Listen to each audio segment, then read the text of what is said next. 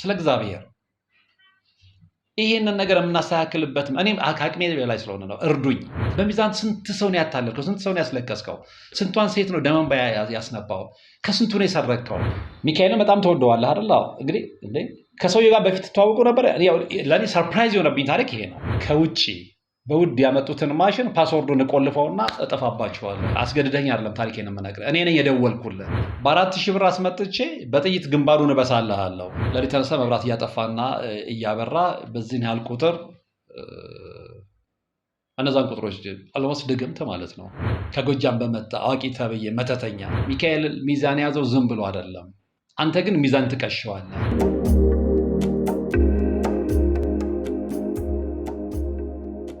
ሰላም ጤና ይስጥልን። በሀገር ውስጥና በመላው ዓለም የምትገኙ ወደ ቻናሌ ተከታታዮች ዛሬም በእግዚአብሔር መልካም ፍቃድ ተገናኝተናል። የዛሬው ታሪክ የደረሰኝ ከዚሁ ከአዲስ አበባ ነው።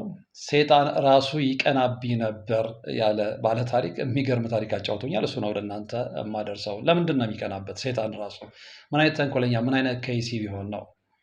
ምን አይነት መጥፎ ሰው ቢሆን ነው ሰይጣን በራሱ የሚቀናበት? እና አንዳንዴ እንዲህ የግል ታሪክን ሌሎች መማሪያ ይሆን ዘንድ ምንም ሳይደብቁ ይፋ ወጥቶ መናገር በጣም ጥሩ ነው ብዬ አምናለሁ በግል። ምክንያቱም ሌሎች ይማሩበታል።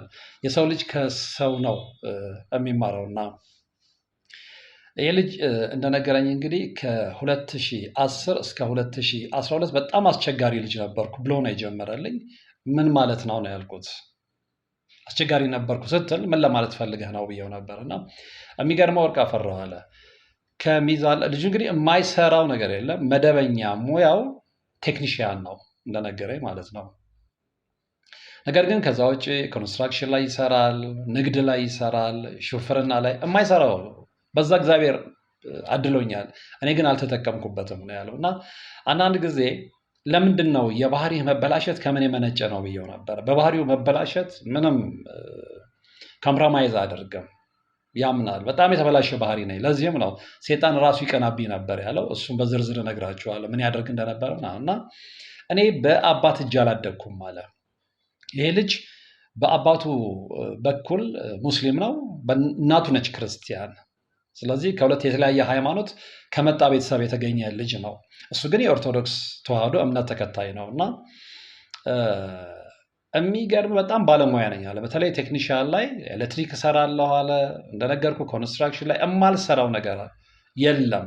የሚገርም ሌሎች ያስቸገራቸውን ነገር እሱን ጥሩ ተብሎ ነው እምሰራው አለ። ሌሎች ያስቸገረው ለእኔ በጣም ቀላል ነው። በዛ በኩል እግዚአብሔር የሰጠኝ ጸጋና ስጦታ ነው። እና ከሚዛን ላይ እቀሽም ነበር አለ። በእናንተ ሙያ አንተ እንደነገርከኝ ቴክኒሽያን ነህ፣ ኤሌክትሪሽያን ነህ፣ ያልሰራሁት ነገር የለም አልኩ። ሻምፖ ላይ ይሸቀባል አለ። እንግዲህ አሁን ሻምፖ አሁን ነው የምሰማው። ሻምፖ ላይ ዘይት ግልጽ ነው። ከዛ ላይ ሊትሩን ቀናንሶ ነው። ሻምፖ ግን እንዴት እንደሚቀሸብ እሱና መሰሎቹ ናቸው የሚያውቁት። የማይቀሸብ ነገር የለም አለ። እና እዛ ላይ በጣም ሚዛን ላይ ይቀሽብ ነበር። አንድ እሱን ውሰድልኝ ኃጢአት ነው አለ። አሁን በጣም ሪግሬት አድርጎ ወደ እግዚአብሔር መንገድ ስለተመለሰ ነው የሚነግረኝ። እና እኔ መንገድ ላይ ያሉ ሰዎች መመለስ ስላለባቸው ነው ይህን ታሪክ የምነግርህ ነው ያለኝ። የግል ገበሬን የምነግርህ ሴጣን ይቀናብኝ ነበር ስልህ ዝም ብዬ አይደለም፣ ወይም ደግሞ አንተ ዝም ብለህ ታሪኩን ሰምተህ ዋው እንድትለኝ አይደለም። የኔን ታሪክ የሰሙ ሰዎች ምናልባት በእኔ ጎዳና ላይ ያሉ ሰዎች ከራሳቸው ህይወት ጋር አመሳስለውት መውጣትን እንደሚቻል ከኔ ታሪክ እንዲማሩ ነው ያለኝ። እና ድምፅን ልጠቀመው ብዬው ነበር። ሪካርድ እንደማደርገው አውቋል። ግን አይ ድምፄ ለጊዜው ይቅርብኝ። በነገራችን ላይ ከዚህ ልጅ ጋር ከ2 ሰዓት ተኩል በላይ ነው ያወራ ነው። ከ2 ሰዓት ተኩል በላይ ያለማጋና። እና ዛሬ በጣም ቅንጭቡን ታሪክ ነው የምነግራችሁ። ምናልባት ወደፊት ደግሞ ጊዜው ሲፈቅድ ሌላውን ገጽታውን ደግሞ እነግራችኋለሁ። ምክንያቱም በጣም ሰፊና በጣም ብዙ ታሪክ ነው ያለው ይህ ልጅ በሚገርም ሁኔታ። እኔም ብየዋለሁ፣ ብዙ ታሪኮች ሰምቻለሁ፣ ያንተ ግን በጣም የተለየ ነው ብየዋለሁ። እና በዚህ አይነት ሁኔታ እያለሁ አለ አልደበቀኝም። ሚዛን እቀሽም ነበር፣ እልከሰከስ ነበር ሲለኝ ምንድን ነው መልከስከስ ብየዋለሁ። የሚገርም ልጅ ወልጄ ትዳር ይዤም ከብዙ ሴቶች ጋር አወጣ ነበረ። ይሄን አልደበቀኝም፣ በግልጽ ነው የነገረኝ።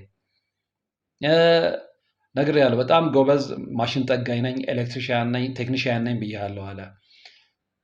ዝም ብዬ እነሳና በውድ ባለሀብቶች ከውጭ በውድ ያመጡትን ማሽን ፓስወርዱን እቆልፈውና እጠፋባቸዋለሁ አለ።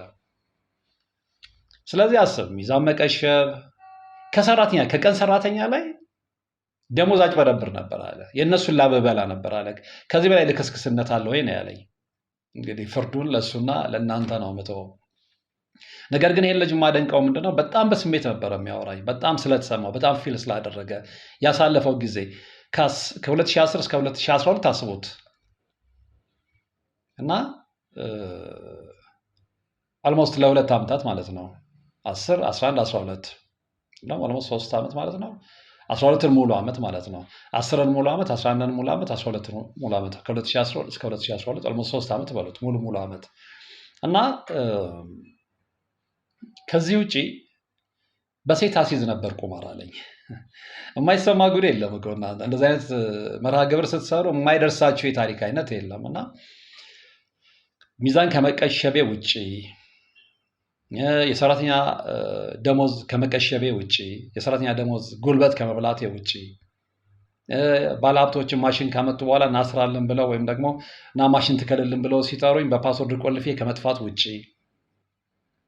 በሴት አሲዝና ቁማር ብዙን ጊዜ ያሸንፍ ነበር አለ። ምን ማለት ነው አልኩት ስላልገባኝ። ለምሳሌ የሆነች ቆንጆ ሴት አይና ከጓደኞቼ ጋር እችን ሴት የኔ ግል ያደርጋታለሁ እላለሁ። ይሳካል፣ እርግጠኛ ነኝ ይሳካል ስለው 75% ይሳካልኛል አለ። እንዴ ስለዚህ አንተም እኮ በሰይጣናዊ መንገድ ነው የምትሄደው ብዬው ነበር ብሎልኛል። እንግዲህ አደም እኔ እናንተ ከዚህ በኋላ በምን የምንገናኝ አላውቅም፣ ግን ዛሬ የነገርኩህ ሀቅ ነገም እነግርሃለሁ በሌላ መንገድ ሳይሆን በቃ አሁን እሱ የነገረኝ ፕሪንሲፕል ምንድነው?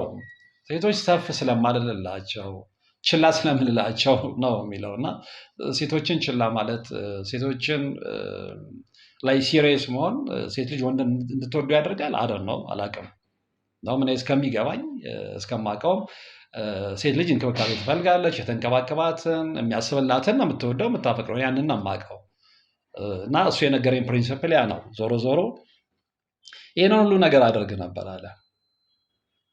ግን እንደዛም ሆኖ በእንደዛ አይነት የጨለማ ህይወት ውስጥም እያለ የመጀመሪያ ሚስቱን ያጣው አሁን ሁለተኛ ሚስቱ ጋር ነው እየኖረ ያለው። የመጀመሪያ ሚስቱን ያጣው የሚካኤል ዕለት ነው። በሚካኤል ዕለት ብዙ መልካም ነገሮችን ማጋጥሞታል፣ ብዙ መጥፎ ነገሮችን ማጋጥሞታል እና ለሚካኤል የተለየ ነገር አለው። በምንም ታምር አንገቴን ብታርደኝ የሚካኤል ቀን አልሰራም ነው ያለኝ። ሚካኤልን ይዘክራል፣ እንዲህ ብዙ ጊዜ ዝክሮች ይዘክራል። ድሃ የተቸገሩ ሰዎችን ያበላል። ያንን ሁሉ ነግሮኛል እና ያ ጥሩ ጎኑ ነው እና ያም ይመስለኛል የጠበቀው እንጂ እንደሱ ተግባሪ ቢሆን እስከዛሬ መጥፋዬ ነበር ነው ያለው። በጣም ጸበኛ ነው። ሰው በፍቅር ከመጣበት ፍቅር ነው፣ በጸብ ከመጣበት ደግሞ ለማንም የማይመለስ አይነት እብድ ነኝ ነው ያለው። እንደውም ቃል በቃል ወርቅ አፈራው እኔ እብድ ነበርኩ ነው ያለኝ።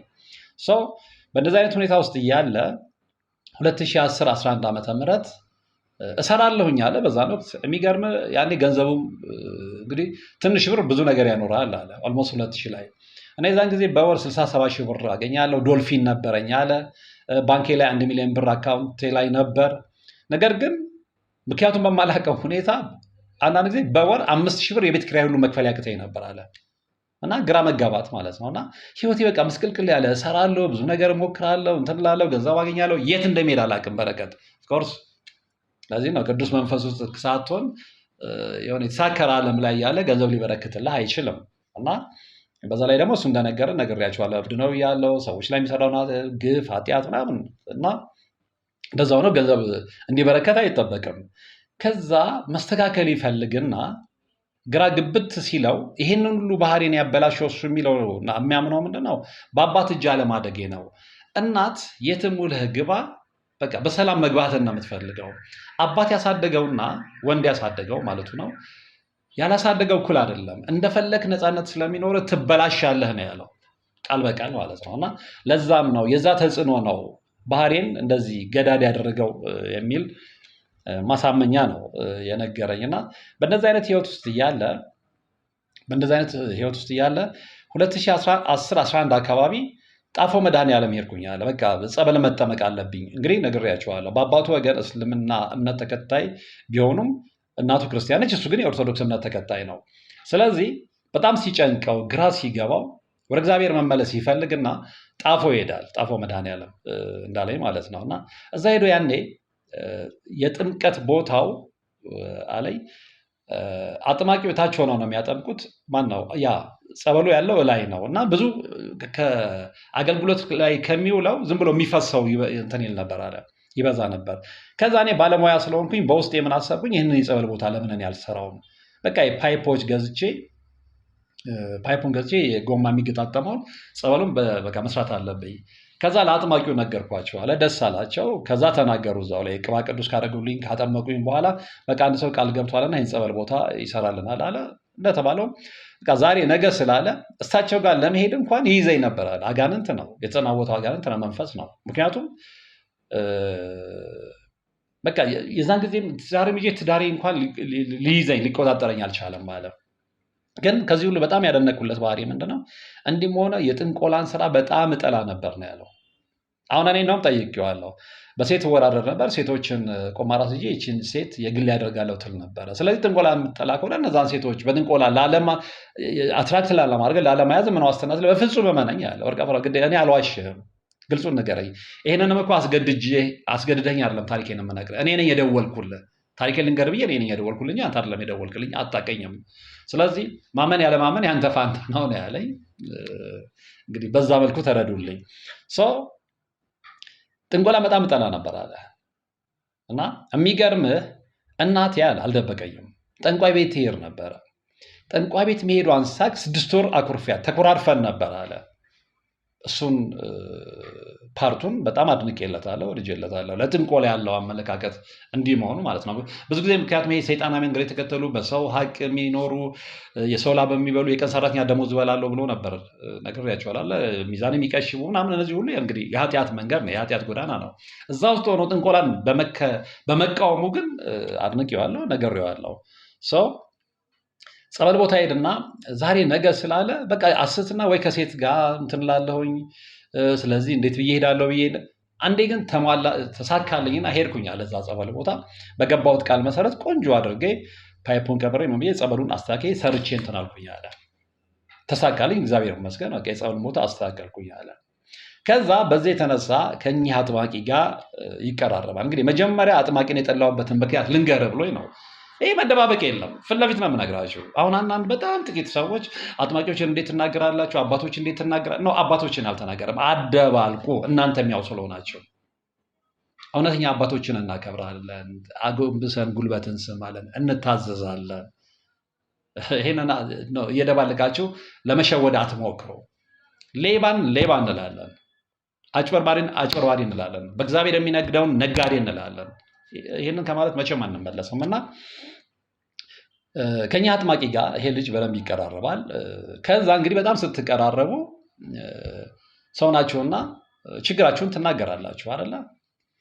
ከዛ ችግሩን ይነግራቸዋል።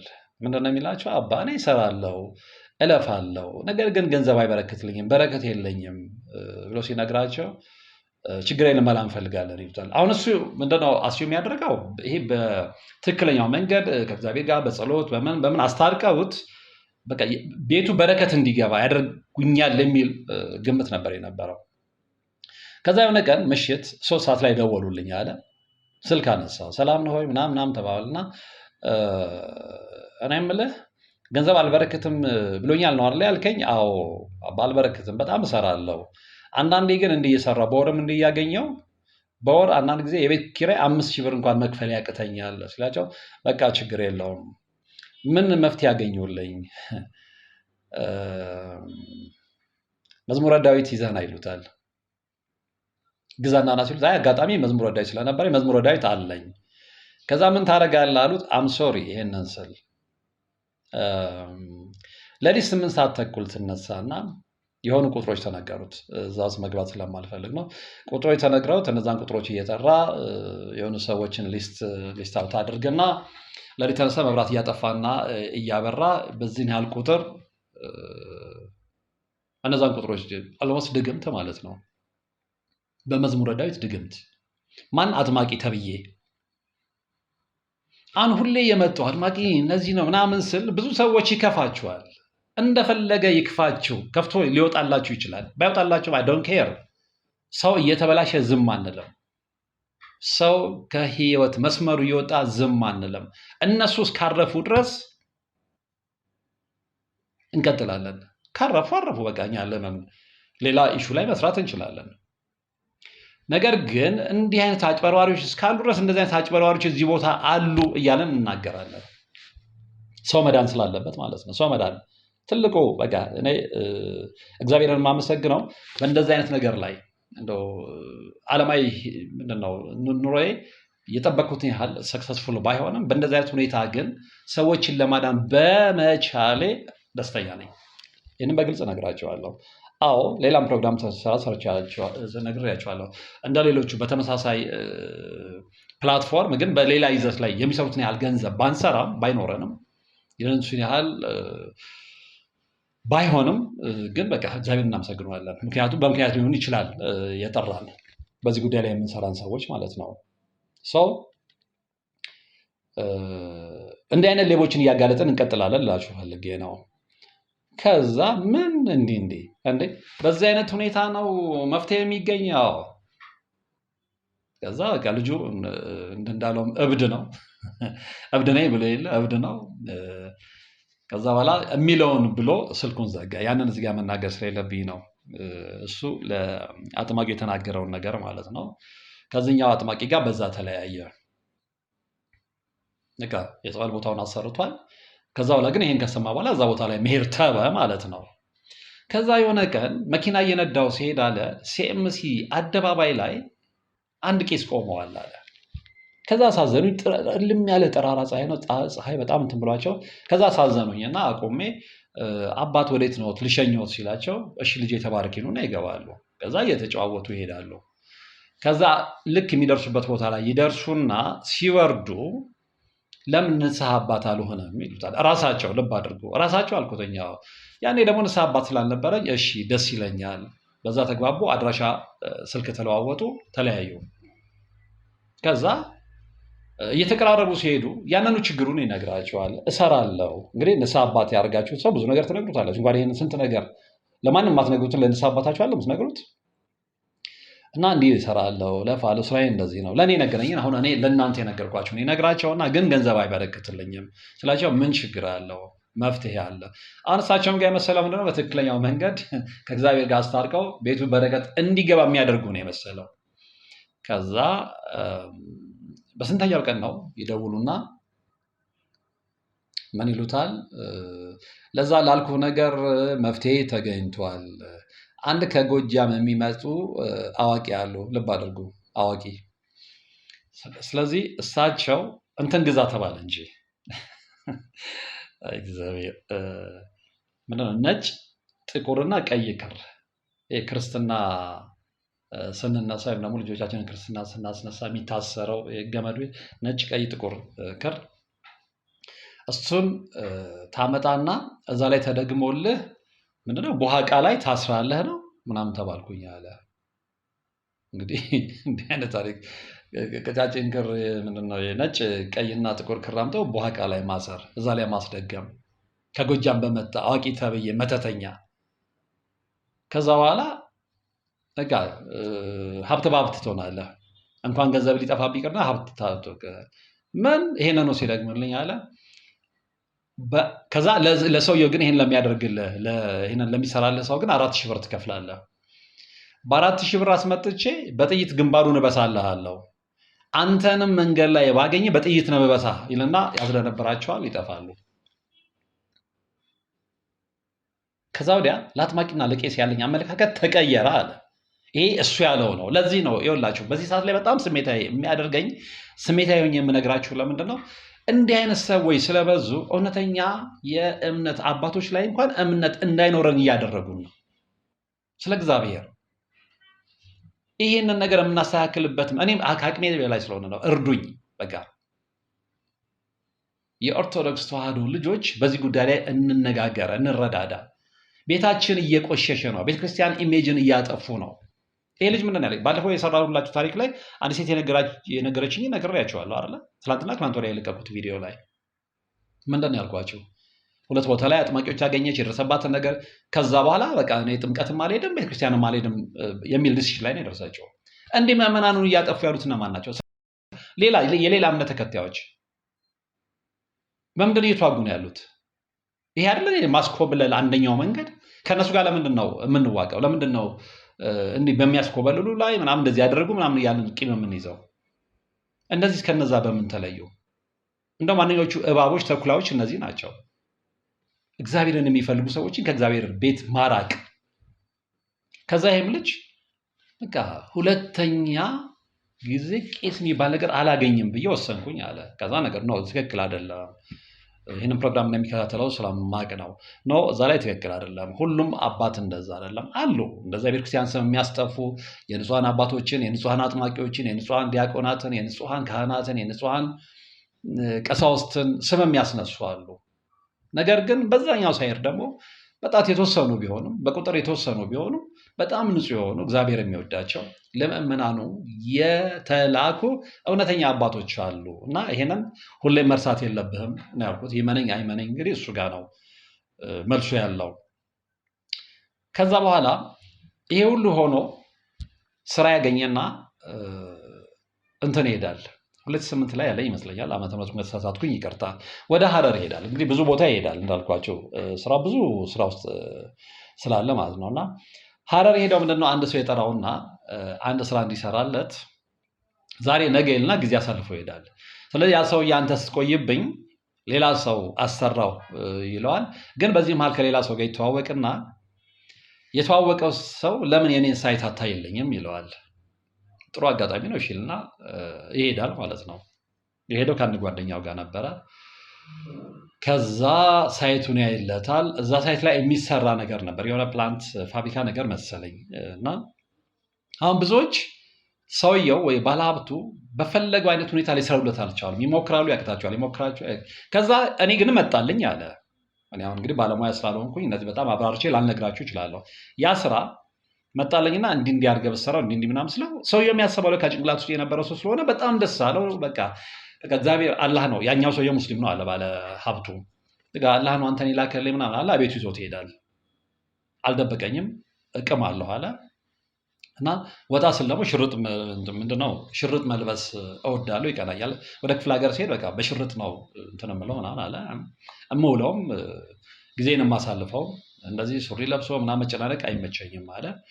ከዛ ስንገባ እሱ ቤት በቃ ቤቴ ቡና ጠጣ ምናምን ብሎኝ ይዞኝ ሲሄድ አለ እንዲህ በጀማ ተሰብስበው ይቅማሉ። ተደባለቁኝ አለ። በቃ ቁጭ ብለን እያወራን እያለ እኔ እንግዲህ ነግሬሃለሁ፣ እብድ ነኝ ብያለሁ፣ ወርቅ አፈራው በቃ መረጋጋት አልችልም አለ። ሀረር ሄጄ ወዲያው መመለስ ነው የምፈልገው። ቀን መንዳት አልፈልግም፣ ሌሊት መንዳት ነው የምፈልገው። ሌሊት እየነዳው እገባለሁኝ ብዬ ነው ያሰብኩት አለ። እንግዲህ ሄዷል። ሐሙስ እየነዳው ሄድኩኝ ሙሉ ቀን አለ። እዛም ታልኩኝ። ዓርብ ዕለት ሊመለስ ነው ወደዚህ። ከዛ ሰውየው ምን ይለዋል? ይሄ ባለሀብቱ ሳይቴን እይልኝ ብሎት ዲዛይኑ ምናምኑን ነግሮት የተደሰተው ባለሀብት አይ በቃ ነው ዛሬ ረፍና ቀስ ብለህ ትሄዳለህ፣ ምን አስቸኮለኝና ቤቱ ይዞት ይሄዳል። በዚህ መሀል የነገረኝ ምንድነው የሚገርም ወርቅ አፍራ፣ በዚህ መሀል አንድ ነገር ልንገርህ አለ። ምክንያቱም ምን እንደሆነ ባላቅም ሰውነቴ ላይ እንደ ጭርት አድርጎ የሆነ የቆዳ ኢንፌክሽን መውጣት ጀምሮ ነበር አለ። እና የተወሰነ እጄ ላይ ያለ፣ በአብዛኛው የጎዳኝ ግን ከወገቤ በታች ያለውን የሰውነት ክፍሌ ነዋል። እና ደግሞ አወጣጡ ቀስ እያለ ይወጣና በጣም የሚያስጠላ የሚያስፈራ አይነት የቆዳ ኢንፌክሽን ነው አለ። ጭርት ይመስላል ግን ጭርት አይደለም፣ በጣም ትልቅ ነው። ቀስ እያለ ነው የሚወጣው። በቃ ያልሄድኩበት ቦታ የለም አለ። እርቴጅ ያለው እዚህ ልደታ ደግሞ አንድ ቦታ ብሎኛል። የልደታውን አላወቅኩትም። እና ልደታም አንድ የቆዳ ስፔሻሊስት አለ ተብዬ ነው እዛም ሄጃለሁ፣ አለርትም ሄጃለሁ አለ። በቃ ምንም መፍትሄ ላገኝ አልቻልኩም እና እዛ ሄጄ እንግዲህ ቅመን ቆይተ ምናምን አይ አላድርም ምናምን ያልኩ እየተከራከርኩኝ አይ አርፈ ነው የምትሄደው ምናምን እያለኝ ሽንቴ ይመጣና ላይ ሽርጥ ነው የለበስኩትኝ። ልክ ሽንት ልሸና ስነሳና ምንድነው የለበስኩትን ሽርጥ ከፍ ሳረግ ለካ ቁስሉን አይቶታል አለ። ይሄ ሰውነቴ ላይ ያወጣው ቁስል ከዛ ኮምፕሊትሊ ወደ አውሬነት ተቀየረ አለ።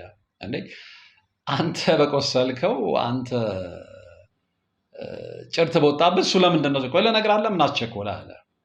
ከዛ ልክ ስድቡን ሲቀጥል አለ እኔን አልመሰለኝም ብዙ ሰው ስለነበር እሱ ነው ስለሆነ ነው አንተ ራስህን እና ቁጭ በል አንተ ወደ አዲስ አበባ ተመልሰህ የምትሄድ ከሆነ እኔ ወንድ ነኝ አለኝ አለ። እንዴ ነችና ምን ተፈጠረ ስለው አለ ቁጭ በል አለኝ አለ። ቁጭ አልኩኝ አለ። ሽንት ልሸና የነበረው ሰውዬ ሽንቴም ጠፋ አለ። ከዛ ክርስቲያን አይደል? አዎ ደግሞ ሰውየው ረጅምና ጥቁር ስለሆነ በጣም ያስፈራል አለ። እንዴት ብዬ ነው ከሱ ጋር የምታገለው? በዛ ላይ ደግሞ እኔ ብቻዬን ነኝ፣ እነሱ ሚሊዮን ናቸው። የፈለገ እብድ ብሆን ከሱ ጋር የሚታሰብ አይደለም ጸብ። የሚገርመው ግን ይሄ ሰውዬና ይሄ ባለታሪካችን ከዚህ በፊት ተያይተው ምንም አይነት እውቅና የላቸውም። በጣም የገረመኝን ታሪክ ነው የምነግራቸው። ከዛ ምን ይለዋል? ክርስቲያን አይደል? አዎ። ሚካኤልን ትወደዋል አይደል? ደግሞ በትክክልም ይሄ ልጅ ሚካኤልን ይወደዋል። ቅድም ነግሬያቸዋለሁ። ይዘክራል ሚካኤልን። የመጀመሪያ ሚስቱ የሞተችው በሚካኤል ቀን ነው። ብዙ መጥፎና መልካም ነገሮች ያጋጠሙት በሚካኤል ነው። ስለ በሚካኤል አይደራደርም። ከዛ በጣም ይገርማል። እና ሚካኤል ምን ይዟል ሲለው ሰይፍ ነው። ከሰይፍ ውጭ አንተ የምትወደው መልአክ ምን ይዟል ሲለው በአጋጣሚ ስልኬም ላይ ወርፔፐሩም ላይ ያለው የሚካኤል ምስል ነው አለ። ሚዛን ስለው ታዲያ አንተ ሚካኤል የማይወደውን ነገር እያደረግ አስመሳይ ክርስቲያንነትን ይዘ እንዴት ነው የምትቀጥለው ይለዋል። ይደነግጣል። እንዴት ሲለው ሚካኤል ሚዛን የያዘው ዝም ብሎ አይደለም፣ አንተ ግን ሚዛን ትቀሸዋለህ። በሚዛን የስንት ሰው ነገር ነው የቀሸብከው ሲለ የመጨረሻ ደነገጥኩኝ አለ። እንዴት አወቀ አልኩት። ይኸውልህ እግዚአብሔር አንተን ከሆነ ነገር ማውጣት ሲፈልግ በ3 ዓመት ልጅም በህፃንም ልጅም ሊነግር ይችላል። ወይም ደግሞ አንተ ከምትከተለው ውጭ በሌላ እምነት ተከታይም ሊነግር ይችላል። ወይም ደግሞ በፈለገው ነገር ሊነግር ይችላል። እኔ የተገነዘብኩት እንደዛ ነው አለ። በቃ የሆነ መልእክት ሊያስተላልፍልኝ ነው ከዚህ ጋር ሰው ጋር ያገናኘኝ እና በቃ ልክ ነገረኛል። አንተ ሚዛን እየቀሸብክ በቃ የሰራሁትን ነገር ሁሉ ነገረኛል። እንግዲህ ኦፍኮርስ መጽሐፍ ቅዱስ መንፈስን መርምሩ ይላል። ይሄ ነገር የተነገረው በቅዱስ መንፈስ ነው ወይም ደግሞ በተቃራኒው መንፈስ፣ እሱ ሌላ ታሪክ ነው። ግን እዚህ ጋር ላስተላልፍላችሁ የፈለግኩት ነገር ምንድነው? ይሄ ነገር ተነገረው። በቃ አንተ እየቀሸብክ አንተ ስንት ነገር እየሰራ የስንቶችን ህይወት አልቆላለፍክም አለኝ አለ። እንዴት ስለው ነግሬያለሁ። ወርቅ አፈራው በጣም ውድ የሆነ ማሽን ከውጭ ያመጡና ባለሀብቶች ያንን ማሽን እኔ ነኝ የምሰራላቸው። ግን የሆነ ሙዴ ከጠፋ በሆነ ነገር ደግሞ እንትን ካሉኝ ፓስወርዱን እቆላልፈውና አጠፋባቸዋል አለ። ይሄንን ሁሉ ነገረኝ አለ። የስንቱን ህይወት ስንቱ በስንት በጣም በውድቅ ያመጡትን ማሽኖች ሁሉ እየቆላለፍክ ፓስፖርት ሄደ የለ አንተም ብሎ ክርስቲያን አስመሳይ ክርስቲያን አትሁን። አሁን አለኝ አለ አዲስ አበባ ሄደን እርሳው። አንተ የምትወደው መልአክ ቤተክርስቲያን ሄድና ንስሐ ወስደህ ልብ አድርጉ፣ ንስሐ ወስደህ ተመለሰ እኔ ጋር ነው ያለኝ አለ። ከዛ ቤተክርስቲያን ሄድ ሲለኝ ደስ ብሎኛል አለ። ግን በውስጤ ምን አስቤያለሁ? በተአምር እዛ ሄጄ ለሚካኤል ነግሬው ሀረር ሚካኤል ቤተክርስቲያን አለ። እኔ ሀረር ሄጄ ስለማለቅ አላውቀውም፣ ታውቁታላችሁ። ስለዚህ ሀረር ደስ እያለኝ ተነሳሁኝና እየነዳው ሄድኩኝ። ግን ያሰብኩት እዛ ሄጄ ንስሐ ወስጄ አልቅሼ ሚካኤልን በቃ ይቅር በለኝ ብዬ ምናምን ተመልሼ ነው ወደ አዲስ አበባ በዛው ልነዳው ነው አለ። እዛ ሄጄ ለሚካኤል ነግሬ ያለውን ነገር ተናዝዤ ንስሐ ወስጄ እዛው ማለት ነው እንግዲህ በቃ ውስጤ የነበረውን ኃጢአት ሁሉ ለሚካኤል ተናዝዤ ወደ አዲስ አበባ ልሄድ ስል የሆነ ሀሳብ ውስጥ ገብቼ አለ የነቃሁት በቃ ከሆነ ሀሳብ ውስጥ የነቃሁት ሰውየው ቤት ራሴን ሳገኘው ነው አለ። ተአምር ነው። ወደ አዲስ አበባ መሄድ እየፈለገ እዛ ሄደው ሚካኤል ጋር ይቅር በለኝ ብሎ ስለቀሸበውም እንግዲህ ስለ ብዙ ነገር ሰውየው ያለውን እዛ ሄደ ተናግረህና ነው የተባለው። ሚካኤል ቤተክርስቲያን ለሚካኤል ነግረህና ነው የተባለው። እዛ ደርሼ ስመጣ ራሴን ያገኘሁትኝ እዛ ነው አለ። ከዛ እዛ ገባው ብዙ ነገር ነገረኝ አለ። በቃ ስለ ህይወቴ ማለት ነው ብዙ ነገር። አሁን የበለጠ ጭንቀቱም አለ፣ እንደገና ደግሞ ራስን መጥላት አለ። ይኸውላችሁ አንዳንድ ጊዜ እንደፈለጋችሁ ሰርታችሁ እንደፈለጋችሁ ሮጣችሁ የሆነ ነገር ብታገኙ ውስጣችሁ ቅዱስ መንፈስ ከሌለ ሰላም የላችሁም። ይሄም ልጅ ላይ የደረሰው ነገር ይሄ ነው። ከዛ በኋላ ግን እነዚህን ነገሮች ከተመለከተ በኋላ ወደ ትክክለኛው መንገድ ለመምጣት ጥረት ማድረግ ነው የጀመረው። ከዛ በኋላ ህይወቱ ለውጥ እያሳየ መጣ። ልጆች ወለደ። እንዳልኳቸው የመጀመሪያ ሚስቱ የሚካኤል ቀን ነው የሞተችው። ከሁለተኛ ሚስቱ ጋር ግን በጣም አጭር ጊዜ ነው ያገባዋት። ሁለተኛ ሚስት አለ በጣም በአጭር ጊዜ ውስጥ አየዋት። ወር ነው በ40 ቀን ነው በቃ እንደምትሆነኝ ሚስት እንደምትሆነኝ አውቁኝ ተጋባን አለ።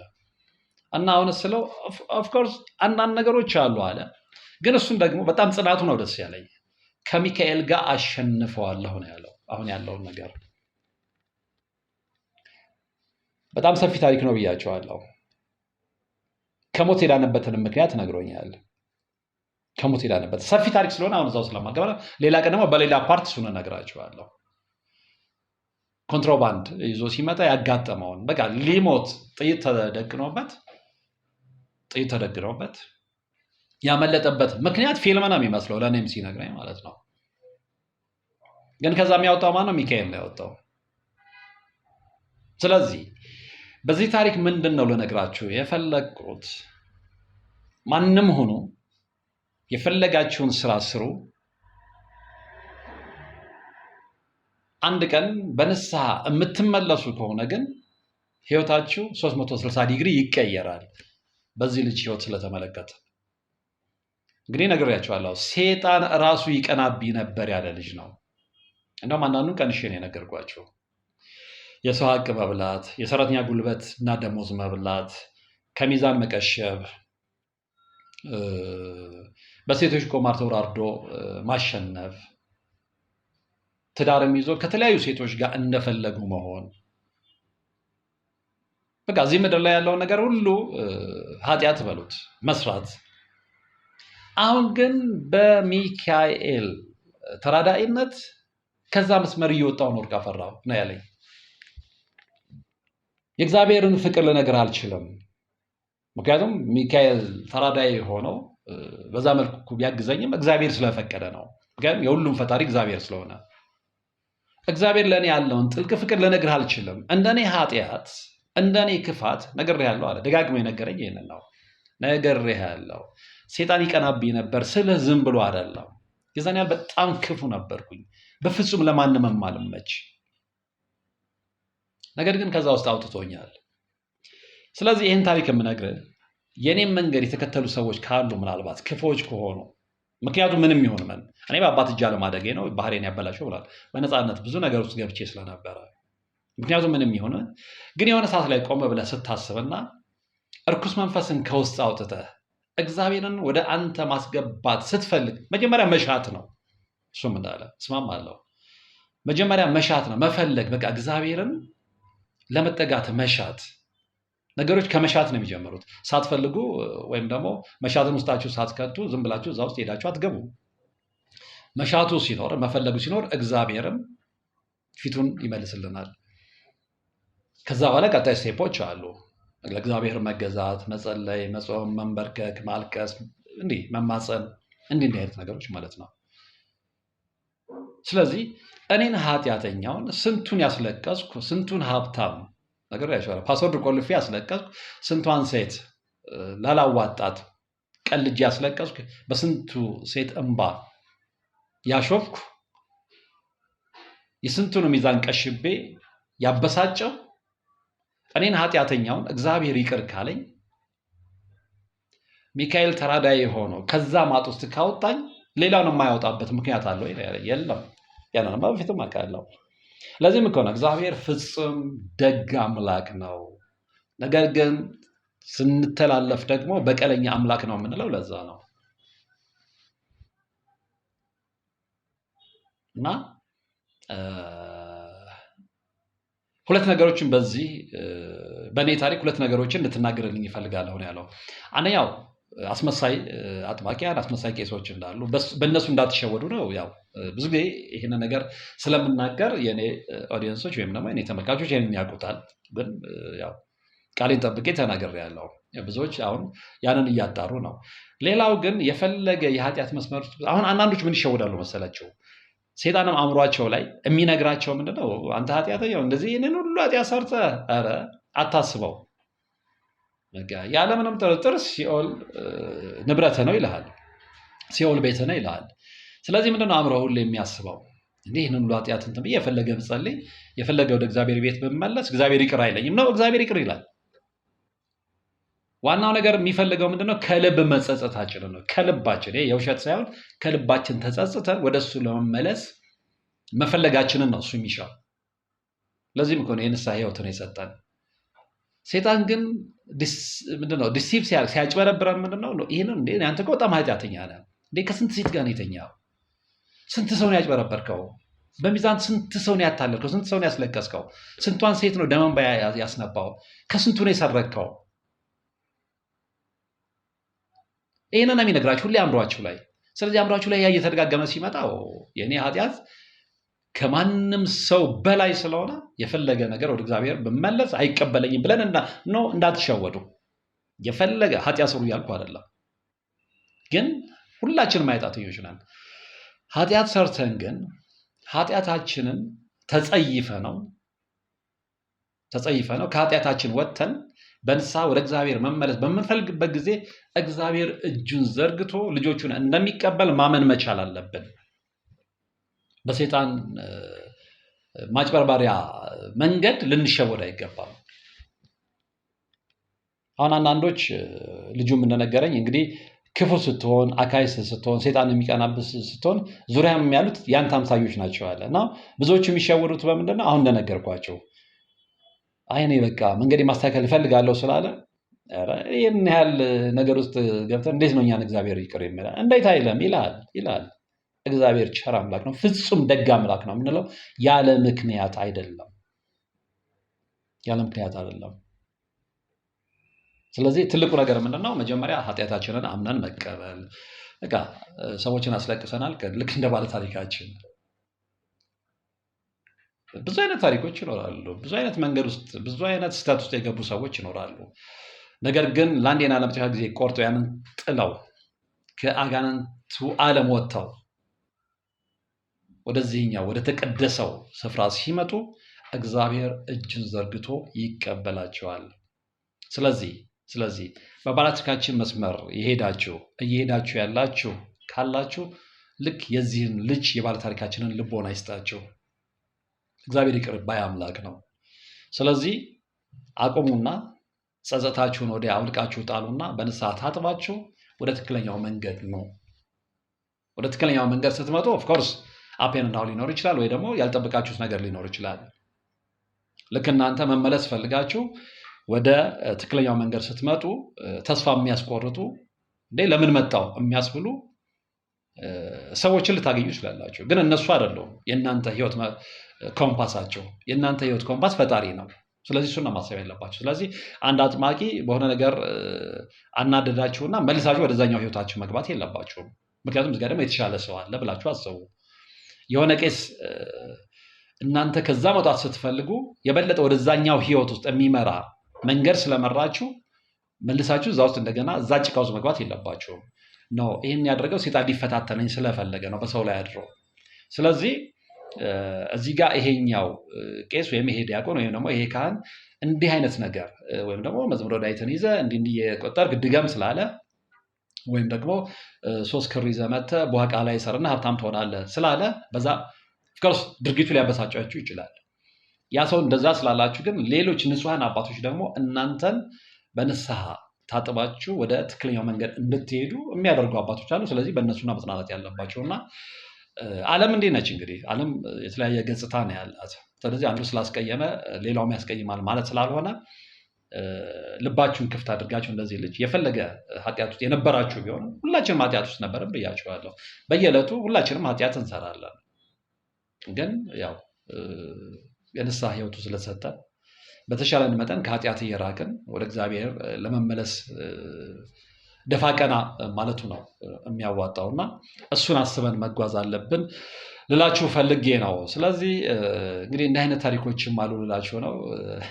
የልጁ አባባል ግን አስገርሞኛል። ሴጣን ራሱ ይቀናብኝ ነበር። አስባችሁታል? ሴጣን በምን አይነት ሰው ነው የሚቀናው? ምን የሚሆን ምን ሴጣን የሚቀናባቸውን ሰዎች እንግዲህ አባባሉን እሱ በጣም ቦልድ ሲያደርገው ሲያጋንነው ነው እንጂ እንትን ነው። ያንን እርሱትና ወደ ትክክለኛ ወደ እግዚአብሔር መንገድ ለመመለስ ጥረት አድርጉ፣ ሞክሩ የሚለውን መልእክትና ምክር በመጨረሻ ማስተላለፍ ፈልጋለሁ። ከዛሬው መርሃ ግብር ብዙ ነገር እንዳገኛችሁ ተስፋ አድርጋለሁ። በቀጣይ በሌላ መርሃ ግብር በሌላ ታሪክ የምንገናኝ ነው የሚሆነው።